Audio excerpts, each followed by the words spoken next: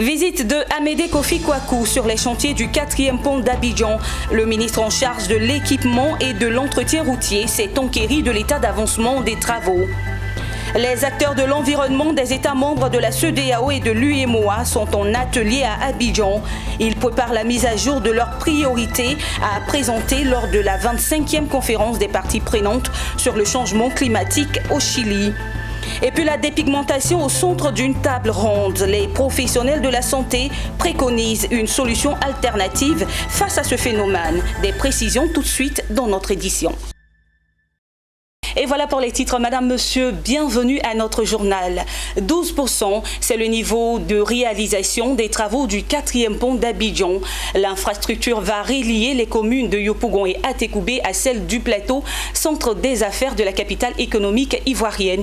Le ministre Amédée Kwaku, ministre de l'équipement et de l'entretien routier, s'est rendu ce mercredi sur les chantiers de l'ouvrage afin de s'enquérir de l'état d'avancement des travaux. Le reportage d'Emmanuel Bonzo et Ismaël Doza.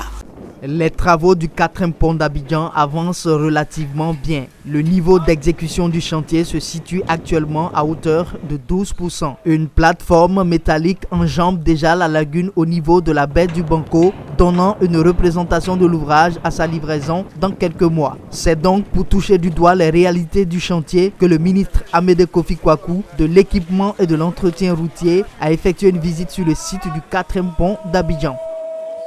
Lorsque le Premier ministre a lancé les travaux, il nous a demandé de faire un suivi de sorte que ce pont puisse finir dans les délais. Aujourd'hui, nous sommes venus, nous voyons qu'il y a un avancement correct. Nous sommes passés sur une plateforme qui a été faite, une plateforme de travail. Aujourd'hui, on peut passer d'un point à un autre. Ça va permettre, on l'a dit, lorsque ce pont va finir, en 10 minutes, lorsque vous quittez Adjamé, vous êtes à Yopougon. Le 4e pont reliera les communes de Yopougon et d'Atekoubé au quartier des affaires du plateau, au centre de la capitale économique ivoirienne. La construction de l'ouvrage oblige à la libération des emprises devant abriter l'ensemble de l'infrastructure. 13 000 personnes seront impactées par la réalisation du pont. Sur cette question, Amédée Kofi Kwaku a rassuré que des efforts sont déjà consentis et en cours d'exécution pour permettre aux travaux d'avancer au plus vite. Nous avons juste quelques problèmes au niveau de l'indemnisation des populations, mais c'est un problème qui va être réglé. Nous avons environ 13 000 personnes qui sont impactées par le projet. Il y a 11 000 qui ont déjà signé les accords pour être indemnisés. Il y a encore 2 000 avec qui il faut qu'on négocie. Mais c'est des choses qui vont être faites assez rapidement, de sorte que ces personnes puissent être indemnisées pour qu'elles partent. Pour nos populations qui vont être relocalisées et indemnisées, le gouvernement a tout pris en charge. Et nous attendons que cela se fasse avec humanité, avec célérité, mais surtout dans l'esprit de la commune famille. Faire en sorte que, comme l'a souhaité le gouvernement, que le développement soit inclusif et bénéfique pour toutes nos populations. Concernant le délai de livraison du pont, il risque d'être contrarié par le projet BRT, un service rapide de bus devant relier les communes de Bingerville et de Yopougon. Selon l'opérateur en charge des travaux, la China State Construction Engineering Corporation, ce nouveau projet modifie le plan initial du 4e pont d'Abidjan, ce qui rallonge le délai de livraison de l'ouvrage prévu au départ pour 30 mois. Le 4e pont d'Abidjan est financé par la Banque africaine de développement BAD à hauteur de 30 milliards de francs CFA sur un coût global de l'ensemble de l'infrastructure fixé à près de 104 milliards de francs CFA. On l'annonçait en titre, la 25e conférence des parties prenantes sur le changement climatique COP25 se tiendra à Santiago au Chili du 2 au 13 décembre prochain. Dans la perspective d'y contribuer efficacement, les commissions de la CEDEAO et de l'UEMOA se réunissent à Abidjan dans les locaux de la Banque africaine de développement du 23 au 25 octobre. Il s'agit plus précisément de mettre à jour les priorités des États membres dans le cadre de la négociation de la COP25 et d'assurer une meilleure coordination dans la participation de la région à cet événement. Le reportage est signé Daniel Kodjo et Maru Seri. Ils sont réunis à Abidjan pour préparer plus efficacement les discussions internationales sur le climat. En prélude à la 25e conférence des parties sur le changement climatique COP25 qui se tiendra à Santiago au Chili du 2 au 13 décembre 2019, les experts des États membres de la CEDEAO et de l'UEMOA se rencontrent pour identifier les priorités de la région et les points clés dans les négociations de la COP25. L'adoption de l'accord de Paris en 2015, à Paris lors de la COP 21, a suscité un brin d'espoir pour la communauté internationale face aux conséquences négatives des changements climatiques qu'elle subit. Ainsi, les différentes conférences des parties qui se succèdent après l'adoption de l'accord de Paris sur le climat ont pour objectif de définir les outils pour la mise en œuvre de cet accord de Paris. C'est l'occasion où chaque pays, chaque groupe de pays, chaque organisation régionale ou sous-régionale devrait lutter pour que soient pris en compte ses besoins, ses préoccupations et ses spécificités pour la mise en œuvre de l'accord de Paris. Du 23 au 25 octobre, les participants à cet atelier traiteront de diverses thématiques. Il s'agit de la stratégie régionale à la COP25, les risques climatiques et impacts sur l'agriculture dans les pays de l'Afrique de l'Ouest, la définition d'un plan pour la participation coordonnée de la région à cette conférence. Pour réussir cette mission, le ministre ivoirien de l'Environnement et du Développement durable, Joseph Seka Seka, a appelé les experts des États membres de la CEDEAO et de l'UEMOA à s'approprier ces travaux afin de mettre sur la table de la COP25 les véritables problèmes climatiques de la région. Je voudrais exhorter nos négociateurs à bien suivre cette formation afin qu'ils puissent avoir les outils et les compétences nécessaires pour défendre la position de notre pays, de notre zone géographique, à savoir l'Afrique de l'Ouest, dont les positions sont toujours rattachées à la position du groupe africain. Dans le cadre des actions mondiales de lutte contre les changements climatiques, la communauté internationale, sous l'égide de la Convention cadre des Nations Unies sur les changements climatiques, a adopté en décembre 2015 à Paris un nouvel instrument dit Accord de Paris. Après Katowice en Pologne, où s'est tenue l'édition 2018, la COP25 cette année aura lieu à Santiago au Chili du 2 au 13 décembre 2019. Phénomène de société, la dépigmentation a été exposée autour d'une table ronde ce mardi à Abidjan. Pour les professionnels de la santé, les effets de la dépigmentation ne se comptent plus. Face à ce constat alarmant et à la persistance de ce phénomène, ils préconisent une solution alternative des produits éclaircissants. Hervé Blayon et Ismaël Doza. Des conséquences de la dépigmentation qui interpellent. Ce phénomène de société a fait l'objet d'une table ronde en marge de la cérémonie d'officialisation et de lancement du produit éclaircissant, hydratant et régénérateur placentaire végétal. La dépigmentation a été justement épinglée par les professionnels de la santé qui posent un diagnostic sans appel. Au chapitre des complications sur la peau, il faut dire qu'il y a des complications infectieuses. Ces complications infectieuses sont généralement dues au fait que ces produits-là vont entraîner une baisse de l'immunité au niveau de la peau. Et cette baisse de l'immunité au niveau de la peau va favoriser l'éclosion de certaines infections. Les femmes qui se dépigmentent vont avoir régulièrement des démangeaisons vaginales. Et donc c'est une contre-indication à la dépigmentation. Après une césarienne, il faut la cicatrisation de la plaie opératoire. Or, les corticoïdes qu'on utilise sont des anti-inflammatoires. Alors, cette inflammation-là est contrebalancée par les corticoïdes, donc la cicatrisation va se faire plus lentement. Ces constats de l'envergure de la dépigmentation appellent des solutions. Nous n'avons pas d'alternative thérapeutique, d'autant plus que moi-même particulièrement, je suis contre la dépigmentation. Mais s'il y a des alternatives, telles que placentaire végétal, qui peut nous permettre de contourner un peu le problème de la dépigmentation, ces alternatives-là sont les bienvenues. Mais pour certains qui veulent, soi-disant, entretenir leur peau, ils peuvent utiliser le placenta végétal qui a été proposé, qui, à mon avis, est une alternative qui est moins corrosive, qui est moins toxique pour la peau. Justement, ce produit a fait l'objet d'un partenariat exclusif entre les laboratoires français Sicobel et Global Supply and Logistique. C'est parti du constat selon lequel en Afrique, nous avons beaucoup de problèmes de dépigmentation de la peau. Tout le monde veut éclaircir. Alors avec l'affluence des produits à l'hydroquinone sur le marché, nous nous sommes dit pourquoi ne pas importer des produits de qualité tels que placenteurs végétales pour venir aider nos sœurs.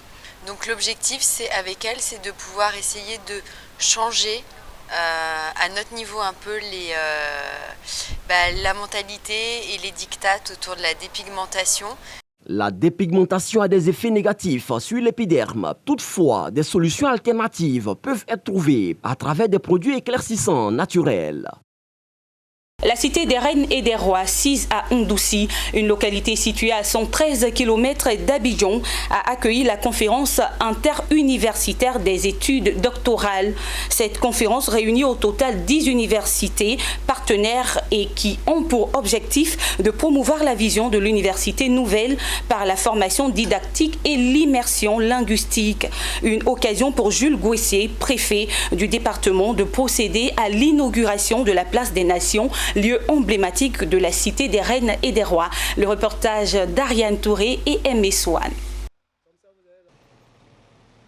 C'est un site emblématique, image d'un village universitaire bâti sur une superficie d'environ 15 hectares, situé dans la petite ville de Ndoussi à 113 km d'Abidjan, qui a accueilli la conférence interuniversitaire des études doctorales. Cette collaboration académique repose sur 3 universités, à savoir l'University of Education Winneba Ghana, l'University of Lagos Nigeria et l'UCLM d'Abidjan Côte d'Ivoire, Université Charles-Louis de Montesquieu.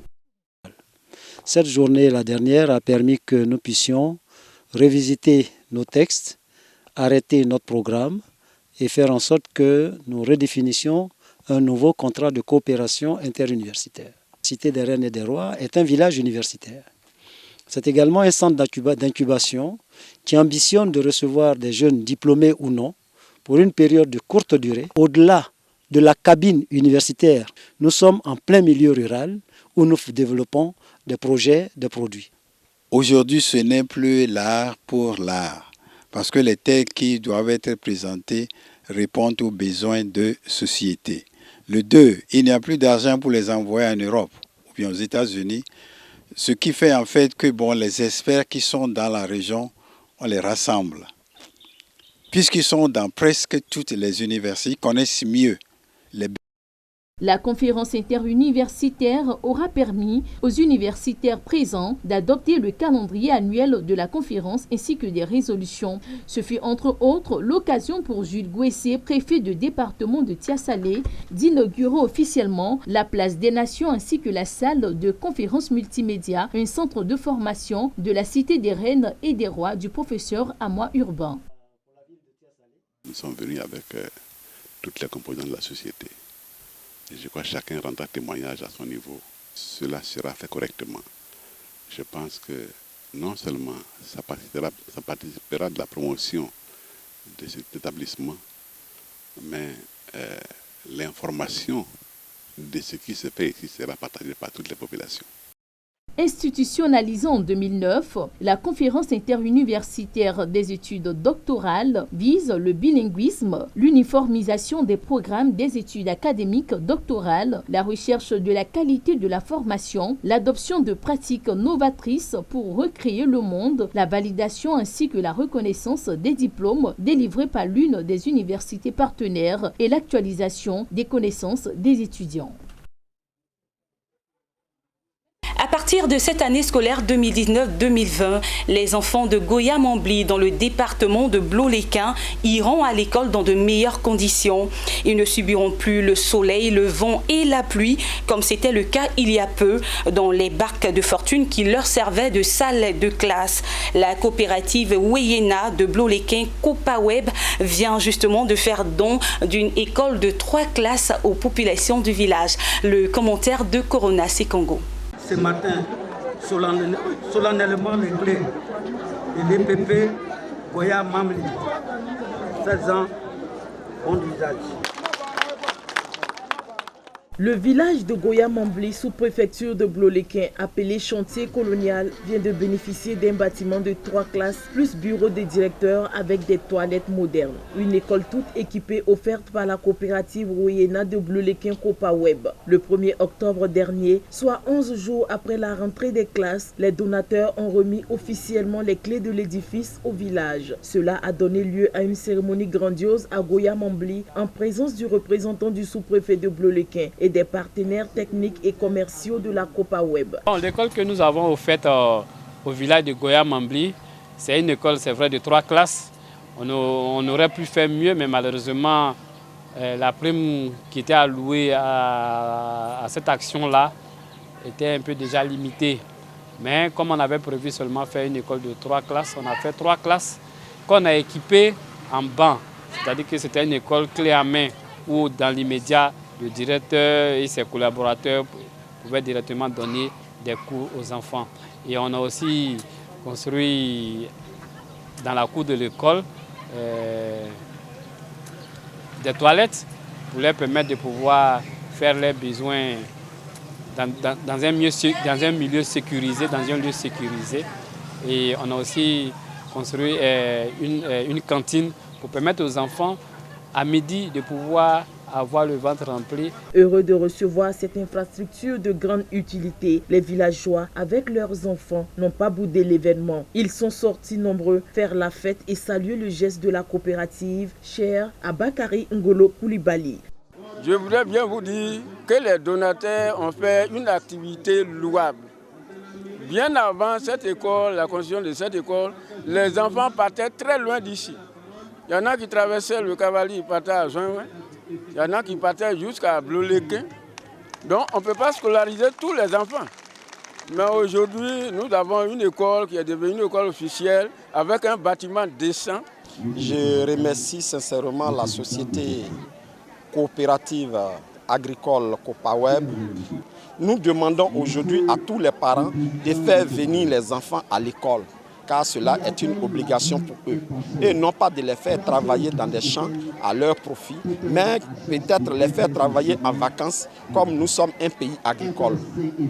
Aux écoliers, l'on a remis des kits scolaires et des tenues de sport pour les encourager à s'intéresser à l'école, seul gage de réussite sociale. Fidèle à son combat en faveur de la reforestation, la coopérative Copaweb a doublé cette cérémonie de remise d'un établissement scolaire d'une séance de planting d'arbres. La coopérative Royena de Bloléquin a été créée en juillet 2007 et compte à ce jour plus de 3000 producteurs. Elle reste très proche de ses membres à travers la construction d'infrastructures et des dons divers. Et puis le gouvernement gambien compte donner l'électricité à 30% des populations rurales d'ici 2030.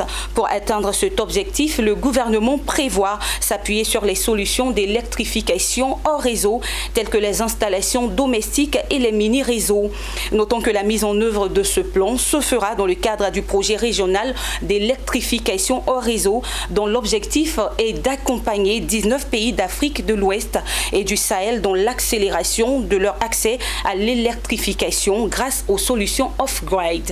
Et c'est ici que se referme ce journal. Merci de l'avoir suivi et puis bonne suite de programmes sur Business 24 Africa. Au revoir.